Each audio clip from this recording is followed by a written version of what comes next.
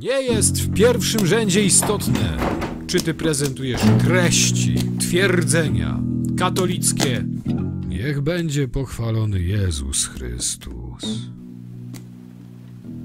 Elementem koniecznego do odbudowania stabilnego ładu społecznego, zespołu reguł, systemu, metod życia, które odsyłają do ważnych dla nas treści i nie tylko je oznaczają, ale nimi są, oprócz tego układu przestrzennego izby na planie krzyża, które tu prezentowałem, jest chociażby taka prozaiczna sprawa, jak zasada mówiąca, kiedy się odzywać, a kiedy milczeć.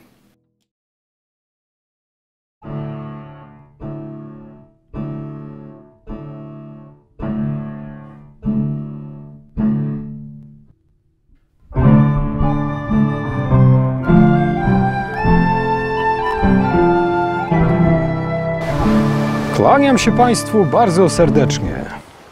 Nazywam się Jan Moniak. Jako badacz kultury, czyli znaków, przeprowadziłem na tym kanale kilka analiz błędów w metodach komunikacji społecznej, której kluczowym narzędziem są znaki.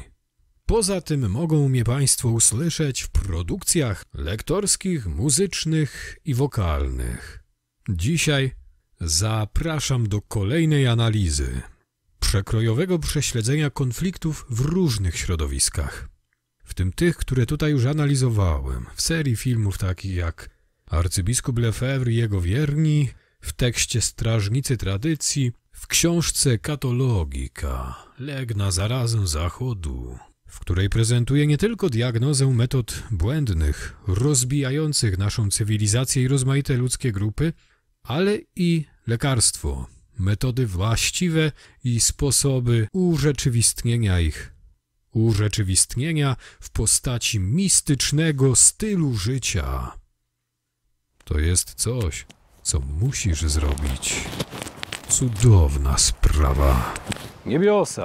Zapraszam do oglądania.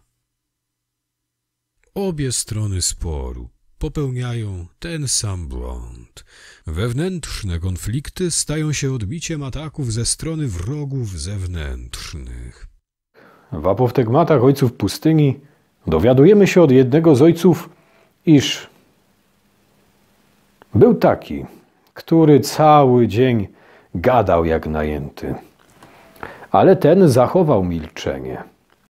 Był jednak też taki, który cały dzień milczał, ale ten nie zachował milczenia.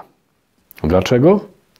Ponieważ cały czas w sercu oskarżał swoich braci. To jest złota zasada. Milcz. Kiedy zle o bliźnim, które ci na myśl przychodzi, jest niepewne, jest podejrzeniem, jest wrażeniem, jest nawet bardzo silne i rozpowszechnione, ale nie wiesz, nie widziałeś, nie masz dowodów. Wtedy milcz. Ludzie współcześni, ale nie tylko współcześni, mają tendencję do czegoś odwrotnego. Do paplania, do szydzenia sobie jako z myślenia plemiennego z tych, którzy mówią dobrze o innych, którzy nawet przesadnie mówią dobrze o innych. Ta przesada być może jest błędem, ale hipokryzją i obróceniem wszystkiego do góry nogami jest wytykanie im pochwał, gloryfikacji kogoś, a przymykanie oka na bezpodstawne, oparte na podejrzeniach i wrażeniach mówienie źle o innych. To lepiej przymknąć oko na mówienie dobrze o innych, na mówienie nawet przesadnie dobrze. Nawet powinniśmy taką postawę przyjąć, bo ona jest wyrazem pewnej szlachetności i honoru.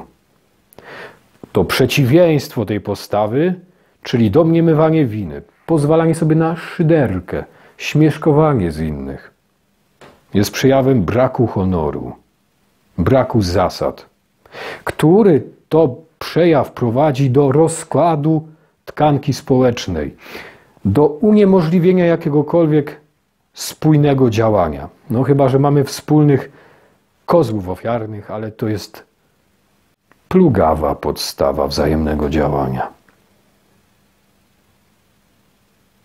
Dlaczego? Bo jeżeli przyjmiemy zasadę, że wolno na podstawie podejrzeń oskarżać innych, no to ktoś, kto o tym wie też, że może w naszą grupę rzucić jakąkolwiek plotkę na temat jednego członka grupy, żeby go zniszczyć. Wtedy my tą plotkę podchwycimy i będziemy, jeśli będzie umiejętnie nam przedstawiona, odpowiednio emocjonalnie obudowana, no to ją podchwycimy i zaczniemy się wzajemnie skłócać. Tak można każdą społeczność rozbić. 8. przykazanie. Nie mów fałszywego świadectwa przeciw bliźniemu Twemu. Przechodzimy do omówienia tematu operacji rozbijackich opartych na metodzie podejrzewactwa, domniemania winy, zwykłego plotkarstwa. Jakże niestety ona dzisiaj tragiczne żniwo zbiera. Jak wielu ludzi jej w tej mediokracji ulega, gdzie rzetelna informacja, trzeźwa, zawierająca argumenty, znika, a przebija się powtarzana powielokroć, ponawiana, nic, że obalana i przedstawiona jako fałszywa informacja, goła informacja, raczej gołe orzeczenie. Najczęściej odwołujące się do emocji, ośmieszające, pełne oburzenia i tak jak to dzieje się wśród tak zwanych wrogów zewnętrznych, którzy atakują jakąś organizację, tak później to samo przenosi się na podziały wewnątrz tej organizacji, co opisałem między innymi na przykładzie konfliktu religijnego w tekście Strażnicy Tradycji. Benedykt XVI i arcybiskup Marcel Lefebvre. Tam pokazałem, że niestety ludzie łamią tą podstawową zasadę naszej cywilizacji domniemania niewinności, domniemania dobroci i wierzą w winnych. Ufają nieufności. Krytykując myślenie plemienne, wpadają bardzo często w dużo gorszy rodzaj myślenia plemiennego. W plemienność negatywną. Widzą u innych, że o kimś myślą dobrze, często bezkrytycznie dobrze, ale sami wpadają w metodę, w kwintesencję myślenia plemiennego, w to, co jest najgorsze, w zakładanie i podejrzewanie złego bez żadnych dowodów. W plemienność negatywną, jak to już powiedziałem. Że klasyfikują deterministycznie pewne grupy jako już mające w swej krwi, w charakterze narodowym pewne złe cechy.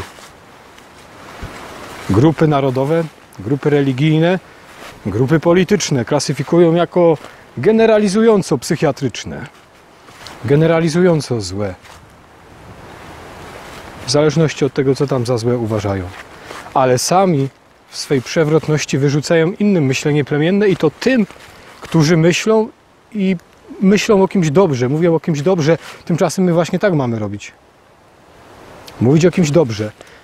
Zakładać dobrą interpretację jego myśli i zawsze, jeśli jest możliwa, to ją przedkładać jako możliwa i jako falsyfikująca podejrzenia. Tak, to dotyczy również grupy polityków, bo ta plemienność negatywna najczęściej w naszym społeczeństwie powiązana jest z diabłami zastępczymi, z moralnością zastępczą, z grupami takimi jak politycy, których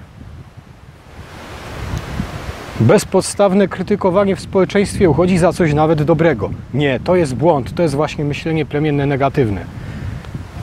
Jest to rodzaj kozła zastępczego, bowiem wszystkie te wady, które widzimy u polityków, sami mamy w naszych rodzinach, w grupach społecznych, w grupach zawodowych, tylko zrzucamy to na polityków, inni na księży. Dalej. Wpadamy w tych wszystkich błędach w moralność zastępczą, w grzechy zastępcze, w diabłów zastępczych. Tak jak w polityce międzynarodowej szukamy sobie na danym etapie jednego diabła zastępczego, żeby zapomnieć, że zło jest rozrzucone po różnych obszarach i po różnych ośrodkach wpływu, czy to państwach, czy innych silniejszych dzisiaj ośrodkach finansowych. Tak grupy w naszym społeczeństwie. Zło, które widzimy u polityków, dotyczy wszystkich innych grup. Poza tym moralność zastępcza przejawia się też w tym, i owe grzechy zastępcze, że zamiast widzieć te proste, łatwiejsze do zweryfikowania zło, kradzież, zabójstwo, morderstwo, oszustwo, cudzołóstwo, to my widzimy jakieś grzechy zastępcze, że ktoś spamuje, bo wrzucił odnośnik do swojego materiału, że ktoś jest szurem. Co to znaczy? To jest taki worek, w który łatwo wszystko wrzucić, co nam nie pasuje, a wczorajszy szur okazał się mieć jutro rację, a my dalej go nazywamy szurem. Że ktoś jest ruskim trolem, że ktoś jest modernistą, liberałem, socjalistą i tak dalej. To nie chodzi o to, że krytykujemy, tylko że rzucamy takimi workami, natomiast należy czasem nawet porzucić te określenia, a skupić się na tym, co one znaczą. Na wymiernych, rzeczywistych wskaźnikach. Co jest złe, co jest dobre, przez odniesienie do podstawowych kategorii moralnych zawartych chociażby w 10 przykazaniach. Czy w zasadzie miłości bliźniego, domniemania dobroci, stanowiącej podstawę naszej cywilizacji. W świetle tych zasad to właśnie takie szukanie kategorii zastępczych i domniemywanie winy jest samo w sobie tym podstawowym złem, które prowadzi do tego, że doszukując się zła tam, gdzie nie mamy podstaw, sami pierwej popełniamy największe zło. Dlaczego największe? Dlaczego takie głębokie, strukturalne zło? Przykładem jest historia Pana naszego Jezusa Chrystusa z Ewangelii, który właśnie przez fałszywe świadectwo został skazany i oskarżony o największe zbrodnie. Tak i my na podstawie tego defektu myślenia, defektu logicznego, ale i moralnego, niezwykle głębokiego, jakim jest domniemywanie winy i myślenie plemienne negatywne, podejrzewactwo, plotkarstwo, możemy nawet kogoś skazać o najgorsze zbrodnie typu filia, morderstwa, agentura, zdrada stanu. Dlatego tak ważna jest zasada bronienia nawet tych, których nie lubimy, którym mamy do zarzucenia wiele, którzy są bardzo agresywni i szkodliwi społecznie.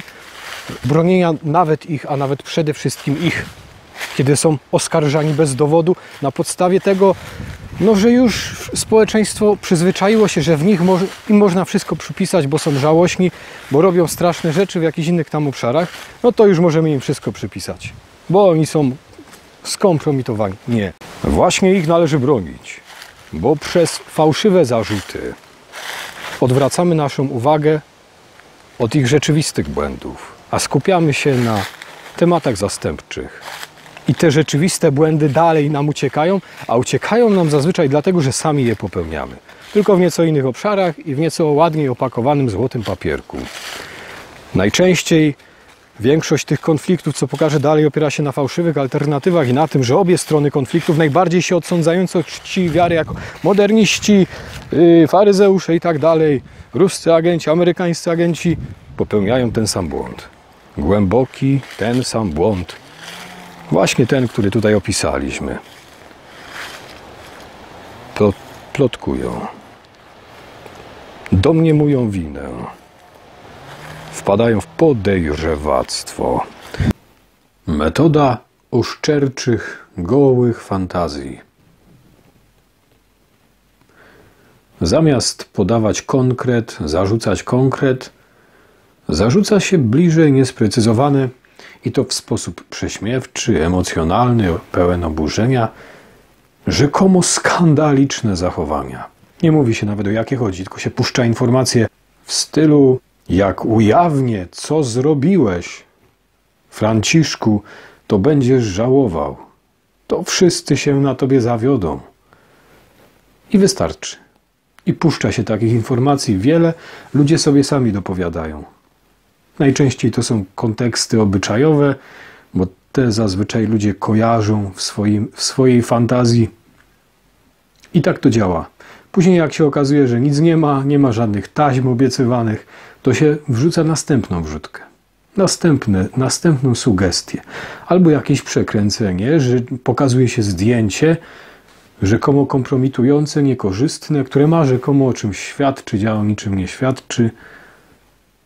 próbuje się skompromitować na podstawie takich pozorów i oszczerczych fantazji. I to się powtarza. Ludzie sobie sami dopowiadają. Tak jest nawet najlepiej, bo wtedy, kiedy sami sobie dopowiedzą, to lepiej w to wierzą. Bo im się tak wydaje. I to jest dla nich probierz wiarygodności. Oczywiście probierz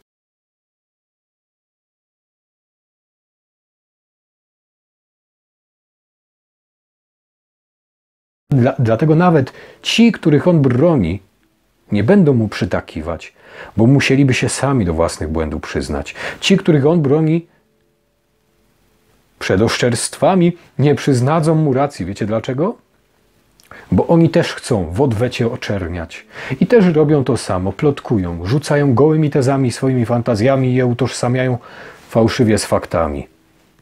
Bo tak się wszyscy nauczyli, że to normalne, że mają prawo wyrażać opinię, tak jak dzisiaj mówią o wolności słowa, bo wolność słowa, on jest dziennikarzem i ma prawo wyrażać opinię. No właśnie nie.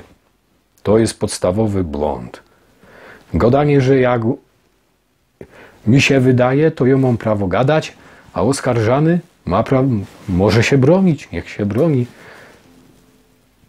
Wiecie dlaczego to jest błąd? Bo na tej zasadzie można każdemu zniszczyć życie. Plotka bowiem łatwo się roznosi po świecie, rozchodzi się jak ciepłe bułeczki. Szybciutko, od razu, obudowana emocjami, szyderką. Co on tam robił? Ale sprostowania już nikt nie widzi. Bo ludzie by się musieli przyznać do błędu, że dali się oszukać. Dlatego to jest jedno z najgorszych rzeczy, jak morderstwo. Bo można kogoś oskarżyć o morderstwo, najgorsze zbrodnie na podstawie takich właśnie ploteczek, zniszczyć mu życie, zablokować możliwość zarabiania, założenia rodziny, zniszczyć życie jego dzieciom, za którym się będzie to ciągło, bo będą w szkole wyśmiewane przez rówieśników, że ich ojciec jest ruskim agentem, takim, siakim, owakim. Jeszcze najgorzej, jeśli tu wchodzą kwestie obyczajowe, bo przez plotkę można zniszczyć rodzinę, czy też zniszczyć kapłaństwu, księdzu, autorytet, reputację, komuś nawet całkowicie uczciwemu. Bo nie miał takich. W sumie jak się bronić przed taką plotką? Kiedy już ludzie się nauczyli, że można o kimś chlapnąć byle co bez żadnego dowodu? Jakieś spreparowane coś, niby zdjęcie, w którym tak naprawdę niczego nie ma, ale ludzie już sobie dopowiadają? Można komuś zniszczyć reputację bez dowodów, a ten, kto oskarżony, ma się bronić i udowadniać. Jak on się ma bronić i udowadniać? Musiałby przecież przewidzieć, że będzie o to podejrzewany i tworzyć jakieś, zapisywać każdą, że będzie na przykład oskarżony, że o tej i o tej godzinie coś zrobił złego. I musiałby przewidzieć, że musi mieć wtedy alibi, że musi mieć świadków, zrobić te nagrania, co wtedy robił. I musiałby, tylko że to jest myślenie prowadzące do nieskończonego absurdu. Bo by musiał przewidzieć każdą chwilę swojego życia i przygotować dowody, że tam nic niecnego nie robił. To prowadzi do absurdu, takiego, że zniszczyć i podzielić społeczeństwo można każdą głupią plotką. Zniszczyć i zabić dobre imię człowieka. Natomiast będzie on kompletnie niezdolny do obrony. Taka możliwość niestety istnieje i do tego niestety i teraz nasze czasy zmierzają, ludzie w naszych czasach. Czy tak było dawniej? Było. Tylko u nas, tak jak kapłani w czasach Pana Jezusa, tak i u nas ci współcześni kapłani z telewizorków i internetów przejęli tą funkcję. Plotkarzy sprofesjonalizowanych.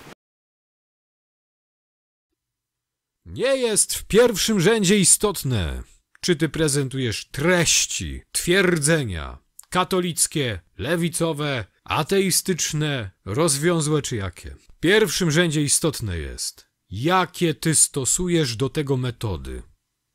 Co z tego, że ktoś głosi treści katolickie, skoro w metodach swego działania i wypowiadania się kompletnie się z nimi nie liczy? Jeżeli o nich mówi, ale w świadectwie o bliźnim i w rzeczywistości je łamie?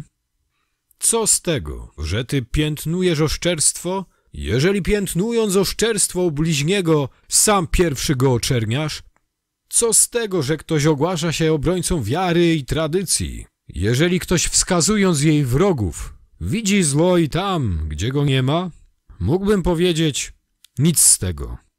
Niestety jednak jest coś więcej niż nic.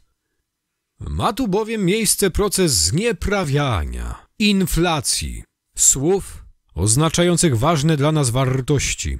Inflacja owa zaś polega na tym, że produkując w niezliczonych ilościach banknoty słów wyrażających daną treść, nie dajemy im pokrycia w treści, a nawet tej treści zaprzeczamy. To sprawia, że waluta owych słów staje się coraz mniej wartościowa, a często opacznie wartościowa. Przez doklejenie ma miejsce drugi proces obrzydzania tych wartości.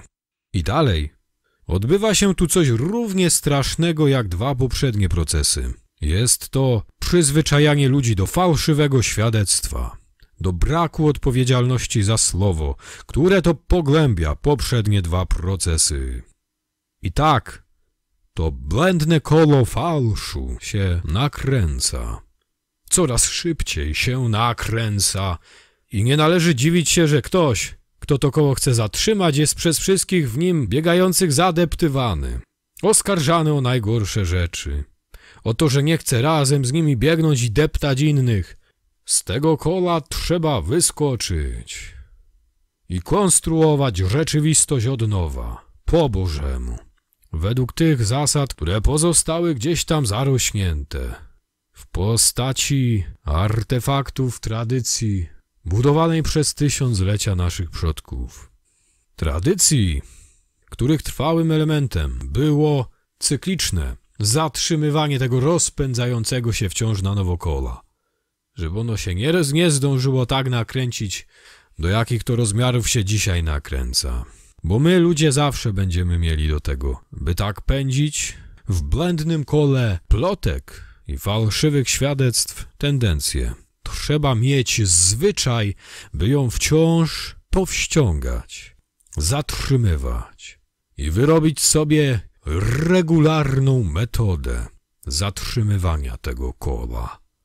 Jest nią przede wszystkim 8. przykazanie, które przekłada się w życiu społecznym na zasadę domniemania dobroci, domniemania niewinności, krytykowania nie osoby w całości, ale konkretnej rzeczy, powściągnięcie się przed generalizacją, krytykowania nie wszystkiego u osoby, co można skrytykować, ale tego, co jest teraz istotnym w poruszanym czy omawianym przez nas aspekcie rzeczywistości. Jak ktoś nie umie tego oddzielić i nie umie się przed tymi błędami powściągnąć, to niech milczy. Wiara bez uczynków martwa jest. Najpierw czyń, byś potem wiedział, co nazywasz. Czyń, co możesz, by potem to, o czym mówisz, nie było puste.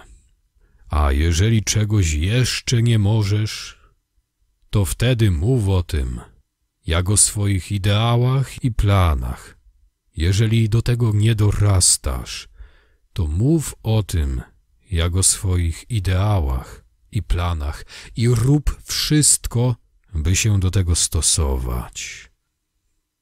Ta moralność zastępcza, doszukiwanie się szuryzmu, clickbaitowych tytułów, spamowania i innych rozmytych, nieostrych kategorii, worków, w które można wszystko wrzucić, wiąże się z przejęzykowieniem i do tej moralności zastępczej zalicza się też mówienie o posoborowiu, o hermeneutyce ciągłości. To są takie nieostre rzeczy, hasła, które nic nie znaczą, nie wiadomo co, każdy sobie może to po swojemu tłumaczyć, a odwracają naszą uwagę od zwykłych, prostych zasad moralnych, przykazań Bożych. Nie zabijaj, nie cudzołóż, nie kradnij, nie mów fałszywego świadectwa. I jako obszar słowa są one wprost bardzo często łamaniem 8. przykazania, czyli fałszywym świadectwem. Czyli nie tylko odwracają naszą uwagę od prostych i konkretnych wartości moralnych, ale najczęściej są ich łamaniem, nieodpowiedzialnością za słowo i stygmatyzowaniem drugiego człowieka, wrzucaniem go do worka, wyolbrzymianiem jego błędów często wmawianiem mu błędów, nie tylko bliźniemu, ale i krytykowanym na przykład aktom Kościoła tego, czego tam w ogóle nie ma. Często takie stygmatyzowanie kryteriami moralnymi zastępczymi wiąże się z jakimiś emocjami, z podejściem pogardliwym, a często właśnie takim troskliwym dla tych biednych szurów, foliarzy, wyznawców posoborowia i hermeneutyki ciągłości. I nie mówię, że pary tych worków są krytykowane przez jedną i tą samą osobę. Nie, często tylko jeden z tych worków bierze sobie jako takie zastępcze kryterium moralne, kryterium oceny, wartościowania. No to jest moralność jakaś inna niż katolicka, inna niż łacińska. Już nie oszczerstwo, cudzołóstwo, bluźnierstwo, zabójstwo są podstawami godnymi potępienia.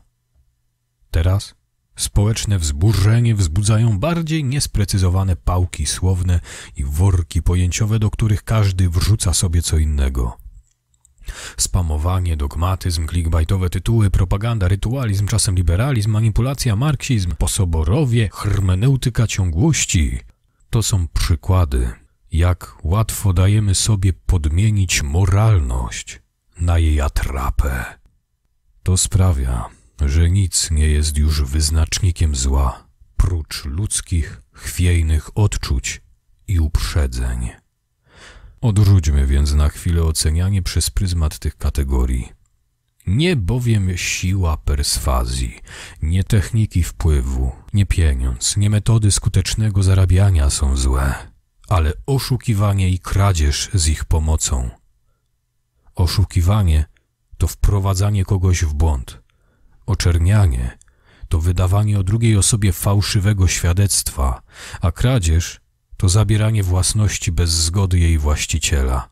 Na takie proste i dekalogowe kryteria zwracajmy baczniej uwagę niż na własne wpojone nam przez kontekst medialno-masowy zwodnicze wrażenia, że coś jest straszną manipulacją, liberalizmem, dogmatyzmem, faszyzmem, spamowaniem, a czasem i lewactwem, marksizmem, socjalizmem nawet i tym podobne. Tak, to działa w dwie strony. Niszczyciele cywilizacji mają zestaw worków słownych i pałek pojęciowych, zarówno w wersji tej prawicowej, konserwatywnej, jak i w wersji postępowo-lewicowej. Dla każdego coś miłego, dla każdego taka pałka, jaką lubi w innych nawalać. Ktoś powie, że on odeśle tutaj do tekstów krótkiej analizy krytycznej i tak dalej i powie o rozumie. No ale przecież twój mały rozumek może... Twoja główka może tylko myśleć, że coś robi rozumnie, a się mylić. Może nie dostrzec czegoś. I to jest też rozumne dostrzeżenie możliwości pomyłki. Bo on polega tu na tym, że ludzie skupiają się na końcowych efektach rozumowania, na samych stwierdzeniach. Tymczasem błędy zazwyczaj tkwią w metodach rozumowania. To nic, że choćby ktoś wyznawał, że tam nie ma żadnych planet, tylko są dziurki w sklepieniu, to oburzanie się na to jest przejawem już podejścia emocjonalnego. Na samo takie stwierdzenie, które wybiega poza nasz obszar wyobrażeniowy. Takie oburzanie już jest przejawem postawy nienaukowej, a więc powoływanie się na naukę jest niekonsekwencją. Owszem, ktoś się może oburzać z perspektywy uczestnika kultury, kogoś właśnie z perspektywy obowiązujących norm. Okej, bo to wykracza poza te normy. To jest w porządku. Ale jak ktoś się tu powołuje na naukę i oburza, że to na samo to stwierdzenie, to jest zgubne. Ten sam błąd popełniają ci, co się oburzają na generalizacji, szufladkowania i myślenia sekciarskiego, a rebur negatywnego, plemiennego negatywnego, myślenia sekciarskiego i plemiennego negatywnego, kiedy jakieś twierdzenie dyskredytują danego człowieka jako stronnika, reprezentanta propagandy putinowskiej, no bo coś, co on mówi, jest podobne do twierdzeń wygłaszanych przez Putina.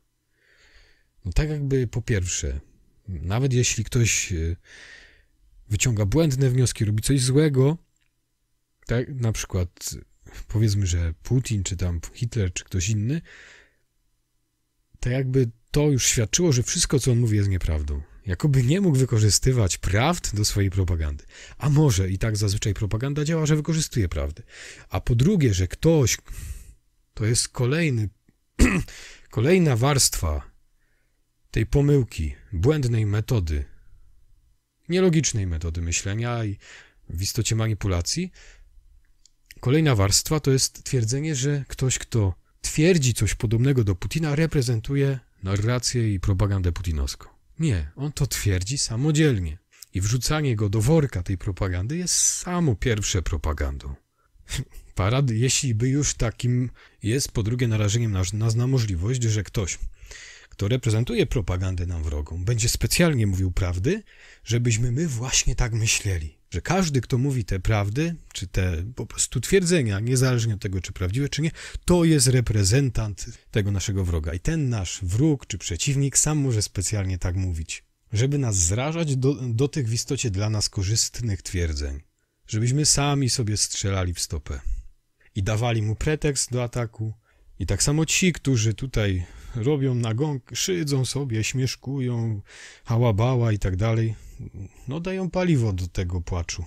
Do tego, że już ludzie nie widzą, że to pan Jakub I bardziej subtelnie i lepiej marketingowo, ale jednak kłuł w plecy całej grupy ludzi, ale to, że wy tak reagujecie panicznie i tak w zmasowany sposób, wy dajecie wielu ludziom, którzy nie widzą całego tego procesu, powód do tego, by wierzyć bardziej panu Wiechowi.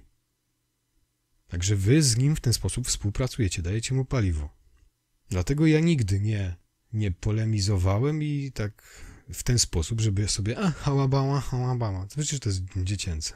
Tak jak śmieszkowanie przez pana Jakuba z dziadka z wąsem, jest nieuczciwe, jest też rodzajem hejtu, dyskredytowania jakiejś grupy społecznej, wrzucania do worka ludzi, którzy prezentują twierdzenie i wątpliwość wobec narracji klimatycznej, mówiącej o antropogenicznym ociepleniu klimatu, czy też zmianie jakiejkolwiek antropogenicznej, niekorzystnej, no mają prawo mieć taką wątpliwość, czy mają rację, czy nie, ale mają prawo mieć taką wątpliwość, bo punktem wyjścia jest brak, po prostu, że klimat jest i tyle. A to, czy szkodliwy, czy nie, no to już jest trudne do udowodnienia, że szkodliwe są nasze czynności, te konkretne, a nie inne, i że one wpływają na szkodliwy dla nas proces zmiany klimatu. To jest złożony proces udowodnienia czegoś takiego. I bardzo już nawet w możliwość udowodnienia tego niektórzy mogą powątpiewać. Dlaczego nie? Dlaczego im tego odmawiać? Kolejną sprawą jest to, czy jest bilans szkodliwości większej i mniejszej. To znaczy zastosowanie się do starej, znanej nam zasady, po pierwsze nie szkodzić. Otóż jeśli nawet dostrzeżemy i zbadamy, że coś tam szkodzi, jakiś element szkodzi temu aspektowi naszego życia i rzeczywistości, to eliminowanie go może być o tyle niebezpieczne, że jego wyeliminowanie może szkodzić jeszcze bardziej. To będzie tak jak wyleczenie bólu głowy przez obcięcie głowy.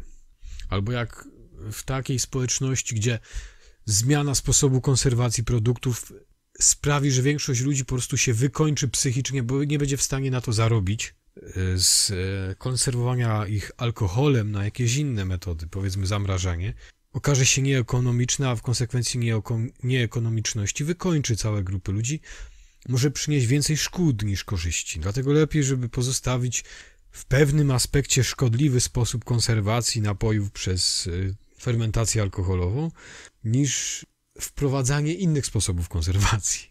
I czy my jesteśmy w stanie taki bilans przeprowadzić? To też poddaje wątpliwość znany nam z ostatnich tam powiedzmy 200 lat, czy nawet trochę więcej, próby implementowania naszych doraźnych osiągnięć naukowych i odkryć do szeroko zakrojonych projektów o daleko idących konsekwencjach dla przyrody i dla naszego życia. Myśleliśmy, że sobie pomożemy, a sobie zaszkodziliśmy, bo widzieliśmy tylko jeden urywek i zawsze widzimy tylko urywek. Owszem, musimy czasem podejmować ryzyko i robić rzeczy, które nie wiemy, czy zaszkodzą, czy nie, ale jeżeli tak i jeżeli ktoś jest, kto ma co do tego obawy, to pozwólmy mu mieć te obawy. Nie zmuszajmy go i nie obwiniajmy, że przedstawia wątpliwości co do naszych innowacji. Innowacje muszą to swoje przejść test tradycji. Dlatego tradycja, czyli dotychczasowa norma, powinna mieć tutaj wyższość nad innowacją. Innowacja powinna być w obszarze eksperymentalnym wprowadzana, a nie na całości społeczeństwa przymusem w tak szybkim procesie i nie taką agresywną propagandą, bo to może się okazać zgubne z przyczyn bardzo racjonalnych. Dla ludzi, którzy nie są katolikami, a nawet i dla wielu katolików dzisiaj, którzy żyją w świecie i światem bardziej, może być niezrozumiałe to rozumowanie. Dlaczego? Bo oni zauważyli jakąś szkodę i od razu chcą ją wyeliminować, zapominawszy, że taka jest natura rzeczywistości, że tego, co szkodzi materialnie, nie wyeliminujemy po grzechu pierworodnym. Po prostu tak jest, istnieją owady i one niby nam w pewnym sensie szkodzą, ale jak je wytępimy, to tak całkiem, możemy je tępić tak doraźnie, ale jak je wytępimy całkiem, to jeszcze bardziej nam zaszkodzą, bo pojawią się inne jeszcze gorsze na ich miejsce. I możemy takie doraźne szkody, jak te rzekome efekty ogrzewania paliw, używania paliw kopalnych, jeśli je wyeliminujemy, to pojawią się jakieś gorsze problemy. Na przykład problemy związane z brakiem obcowania z ogniem, z żywym ogniem. Do tej pory nikt nie badał tej rzeczywistości, a to był trwały element w życiu ludzi. Żywy ogień. Nie wiemy, jak oddziaływanie tego rodzaju materii wpływa na całokształt życia człowieka. Nie wiemy, po prostu eliminując taki element w życiu nawet małych społeczności, szkodzimy sobie, a nam się zabrania, już coraz mniej nie pozwala się palić w kominkach, w piecach, w domach, dalej. Nie wiemy, jakie szkody mogą się okazać i niewypowiedzianie większe związane z przejściem na elektryczność. Po prostu rzeczywistość jest taka, że szkodzi. Nie chodzi o to, żeby wyeliminować każdy element, który szkodzi, ale by utrzymać pewną równowagę systemową, minimalizującą to szkodzenie. A tutaj to jest bardzo trudne, bo tu często pozory mylą i doświadczenie jednego pokolenia, nasze odkrycia mogą być pozorne, złudne, mogą nas mylić. Stąd potrzeba oprzeć się na jakichś tradycjach. I bardziej skupić się na innych rzeczach, nie na tej szkodzie materialnej, ale przede wszystkim na życiu wiecznym. No i tyle, no. Nie da się inaczej. Na tym, żeby nie oszukiwać, nie kraść, nie szkodzić innym ludziom moralnie przede wszystkim. Nie zabijać ich wprost, intencjonalnie, nie szkodzić im na zdrowiu i życiu. Ten alkohol szkodzi, no ale jak patrzę na promocję, tak naprawdę de facto promocję alkoholu w postaci 6 stągwi kamiennych, wody zamienionej w wino na weselówkanie przez Pana Jezusa w najbardziej edukacyjnej książce świata, jaką jest Pismo Święte i Ewangelia, no to widzę, że to się kupy nie trzyma, to takie właśnie przestrzeganie przed promocją alkoholu, jakby ona sama w sobie już była demoralizująca. No nie jest. Tak jak z wszystkim, jak z cukrem, jak z jedzeniem, trzeba mieć umiarkowanie w jedzeniu i piciu, a grzechem głównym jest pijaństwo i obżarstwo. Pijaństwo i obżarstwo na równi. No to tak samo byśmy musieli zakazać promocji jedzenia jakiegokolwiek. To dawka czyni truciznę i to te stare, mamy takie stare prawa i teraz w sytuacjach emocjonalnych nakręcanych medialnie, typu wojna, pandemia, odchodzimy od tych starych praw, które są przewidziane właśnie na momenty, kiedy nam trochę rozum odbiera takie emocjonalne. Tymczasem czas, kiedy wypracowujemy te zasady, kiedy się ich uczymy i uznajemy za słuszne, jest po to, byśmy mogli wypracować sobie właśnie te zasady na czasy trudne, kiedy nam rozum odbiera. A my robimy na odwrót. Wtedy, kiedy nam rozum odbiera, kiedy emocje przychodzą, sytuacja napięta, to my odchodzimy od tych zasad. No ale my właśnie po to je mamy, by je teraz stosować. Gdy na bieżąco ciężko nam wyciągnąć właściwe wnioski w związku z szumem informacyjnym, z szumem emocjonalnym, wrażeniowym. I po to mamy te zasady, stosujmy je.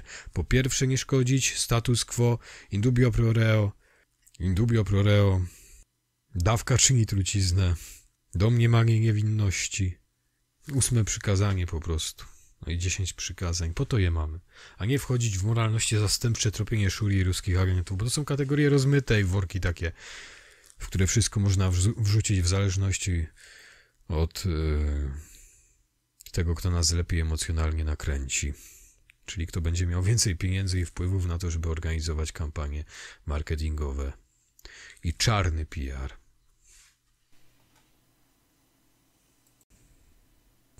W sprawie księdza Natanka, przy wyborze podejścia badawczego na studiach, przy analizie definicji pobożności ludowej zawierające pewne nieuprawnione dyskredytujące założenia, które są przenoszone na późniejsze reformy w społecznościach religijnych, dalej spory wewnątrzreligijne między tradycjonalistami a zwolennikami reform, dalej wewnątrz tradycjonalistów, książki i działalności Krzysztofa Karonia, w sporach politycznych, w sporze z moimi znajomymi zwolennikami Szymona Hołowni, z Sebastianem Pitoniem, z korwinistami, ze zwolennikami PiS-u, szerzącymi kontrrewolucję, z innymi krytykami Konfederacji, w sporze z korwinistami, w sporze ze zwolennikami obostrzeń covidowych, propagandy ostentacyjnego dozbrajania Ukrainy, w sporze z tropicielami Szuri. W tych wszystkich przypadkach zastrzegałem, że bardzo często ci, których bronię, wcześniej byłem z nimi skonfliktowany albo dalej jestem,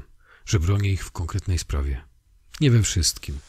Nie dlatego, że z zasady w innych sprawach ja się z nimi nie zgadzam. Nie, bo nie zawsze tak było. Czasem tak było, ale nie zawsze. Ale że nawet, że tą konkretną sprawę znam i tu widzę, że są fałszywie oskarżani i tu ich bronię. A nawet jeśli nie ich, nie osoby, to pewne stanowiska i tezy. Bronię tej tezy, a co tam inni ludzie, którzy tą tezę wyznają, twierdzą, to już nie mój interes.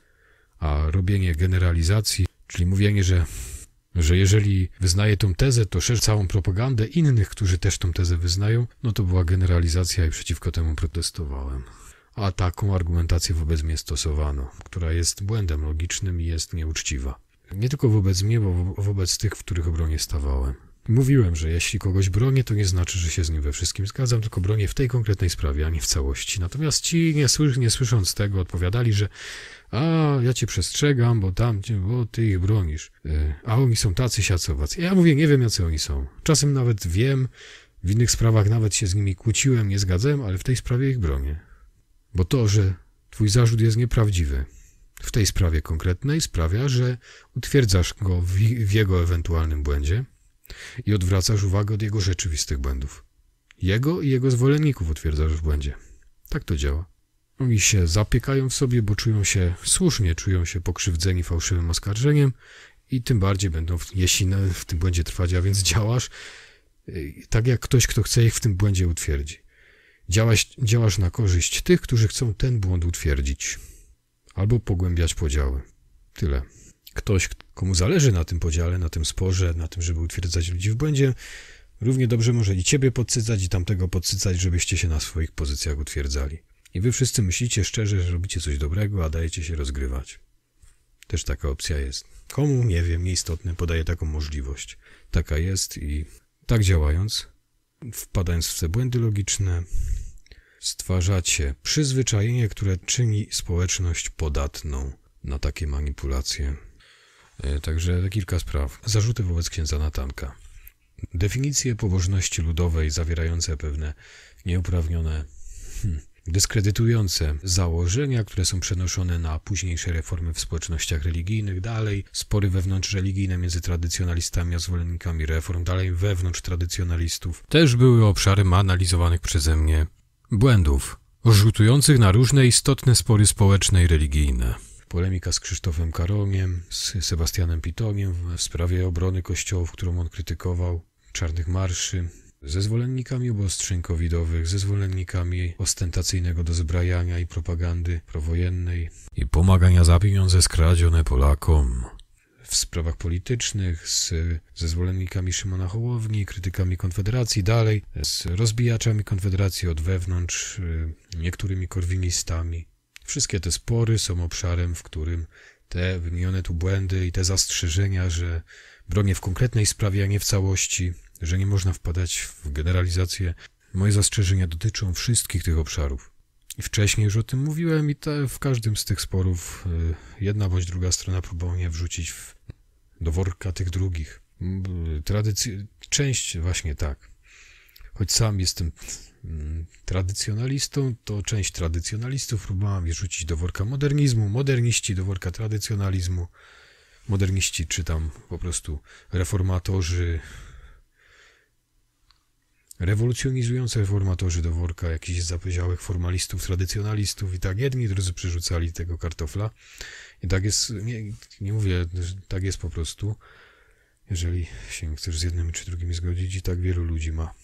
Problem z tropicielami Szuri jest taki, że tworząc tą kategorię Surya, skupiają się na rzeczach drugorzędnych, na emocjonalnych wrażeniach, a ucieka im z oczu istota błędu, który ewentualnie mógłby być podstawą do krytykowania tzw. Shury, czyli podejrzewactwo, fałszywe wyciąganie wniosków, dyskredytowanie jakichś ludzi czy grup bez dowodu na podstawie miałkich powodów. Widzenie tego, czego nie ma. Kończy się to paradoksalnie tym, że poszukiwacze Shury pierwsi robią to, co mogliby Shury zarzucić. Pierwsi widzą to, czego nie ma i generują zjawisko, podpalają las, prowokują ludzi do tego, by się odgryzali i robili to, jak w metodzie samospełniającej się przepowiedni, co się im pierwej zarzuciło. Czyli poszukiwacze Shury najpierw zarzucają komuś agresję, różne niecne postawy, a potem je wywołują, bo ludzie, którzy są tak oskarżani, w końcu się odgryzają. I nerwy im puszczają, są prowokowani. Niektórzy z nich, ale później się tych niektórych wyciąga jako reprezentatywnych dla całych środowisk, które się etykietyzacyjnie określiło mianem niemerytorycznym w istocie mianem Shury. Fałszywie wyciągają wnioski, że ktoś inny fałszywie wyciąga wnioski, no bo nie skupiają się na sprawdzeniu, czy rzeczywiście takie wnioski wyciąga, tylko oburzeni samym końcowym wnioskiem i twierdzeniem, które wypowiada, które jest może odbiegające, skandaliczne, które oni mogli po prostu źle zrozumieć, już pakują go do tej szufladki Shurya.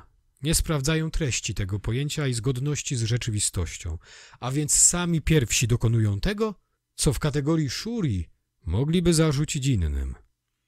Wiąże się to z omówionym przez nas w innym miejscu procesem moralności zastępczej i inflacji języka, inflacji słów, które zarówno przez to tracą wartość, jak i ten proces przyczynia się do utraty ich wartości, co jest błędnym kołem. A wraz z utratą wartości przyczynia się do przyjmowania fałszywych atrap wartości, ale nie tylko atrap, czyli moralności zastępczej, ale również grzechów zastępczych, którym już nie jest fałszywe świadectwo, złodziejstwo, kradzież itd., tylko szurja, rusko-nucyzm, trollowanie, spamowanie i takie tam wymyślone jakieś nowe kategorie moralne, które są workami, w które można wszystko wrzucić, bo nie są konkretne mierzalnie i badawczo. Przy czym nie mówię tu o badaniach naukowych, tylko o zwykłych badaniach życiowych, które każdy musi prowadzić, żeby się o słup nie zabić, jak idzie drogą. Znowu jest tak jak przy analizie błędów wielu lefebrystów, którzy powołują się na tradycję analogicznie jak tutaj dziennikarze klimatyczni powołują się na naukę. Tak jak w tamtym przypadku wierni nie są w stanie samodzielnie przeanalizować i sprawdzić, czy te twierdzenia, które są rzekomo tradycyjne, rzeczywiście takie są, czy to są tylko interpretacje, tak tutaj zapewnienia, że to jest nauka, nie są możliwe do zweryfikowania przez zwykłych odbiorców komunikatu dziennikarskiego. A odpowiedź w stylu: gdzie to globalne ocieplenie? Przecież znowu spadł śnieg, mamy minus 20 stopni. To nie jest samodzielny dowód, jak to próbuje skonstruować takiego chochoła chociażby pan Jakub Wiech, tylko odpowiedź. Odpowiedź na podobne wrzutki, które mówią: o, mamy najcieplejszy luty w historii. Pełno takich wrzutek widzimy od lat, które mają nas przekonać, żebyśmy przestali palić w piecu węglem, a nie mamy innej możliwości. To jest dla ludzi... I odpowiedź, no jak to gdzie to globalne ocieplenie, skoro spadł śnieg, jest tylko falsyfikacją takiego sposobu argumentacji, jaki pierwszy zainicjowali propagandyści globalnego ocieplenia. Ja tutaj nie rozstrzygam, czy to globalne ocieplenie, czy jest, czy go nie ma, tylko proszę tutaj nie obalać chochoła, że ludzie są nierzetelni, jakoby oni tworzyli dowody naukowe, gdy podają jeden dzień ze śniegiem jako falsyfikację tego, że globalnego ocieplenia nie ma. Bo to nie jest dowód samodzielny, to jest tylko falsyfikacja. Odpowiedź na wasze wpisy i głosy, które są w podobny sposób wybiórcze. I to one pierwsze takie były, więc jest to zwołanie złodzieja, co najgłośniej wrzeszczy: łapaj złodzieja. Tak samo ktoś, kto się ogłasza jako lubiący prowokować, ktoś, kto sam wprost prowokuje, podpuszcza ludzi, żeby zaczęli mówić o śniegu, a później im to wypomina, no jest właśnie jak strażak podpalacz. I ktoś, kto hejtuje z ludzi, śmieszkuje z nich, niszczy ich dobre imię i reputację całych grup ludzi, zresztą opierając się na fałszywym przypisaniu im jakiegoś dowodu naukowego, gdy oni tylko falsyfikują, zresztą słusznie, sposób argumentacji globalnego ocieplenia, jak jest w telewizji. Oni mają prawo nie wierzyć w to globalne ocieplenie, bo Dokładnie tego od nich wymagacie, by wam wierzyli na słowo. No bo większość z ludzi nie ma aparatu naukowego w danej dziedzinie, by ocenić, czy wasze twierdzenia, że tak twierdzi nauka, są prawdziwe, a więc wymagacie od nich, by wam wierzyli na słowo.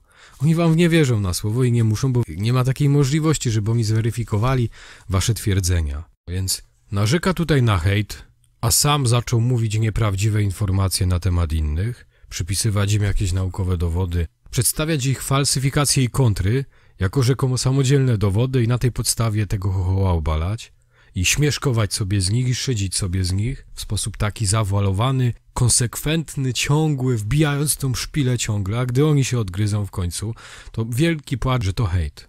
Sam pan sobie tego piwa naważył. Trzeba było pierwej ich nie hejtować.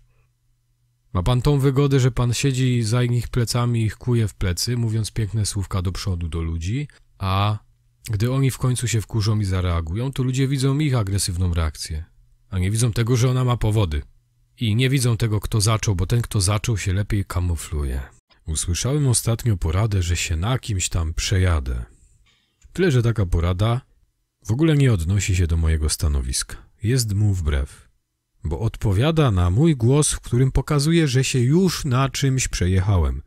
I to przejechałem się właśnie na tym, do czego mnie próbuje skłonić mój oponent, który mnie przestrzega, że się przejadę. Bo często właśnie teraz bronię stanowisk ludzi, na których się już w wielu przypadkach używając tego określenia, przejechałem. Już jestem z kimś w konflikcie, ale i tak pewnej części jego stanowiska bronię.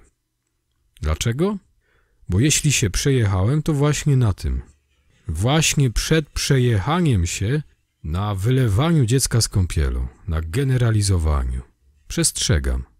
Niezależnie od tego, czy ktoś się kiedyś okaże, czy ktoś jest, czy już jest, czy nie jest Hitlerem, zbrodniarzem, złodziejem, to dopóki ktoś mu coś zarzuca, a nie ma na to dowodów, a nawet wprost mówi nieprawdę, to nie możemy dlatego, że on już jest uznany za złodzieja, zbrodniarza, pozwalać sobie na to, by mu wszelkie nieprawdy przypisywać. To jest właśnie coś, na czym się przejeżdżamy.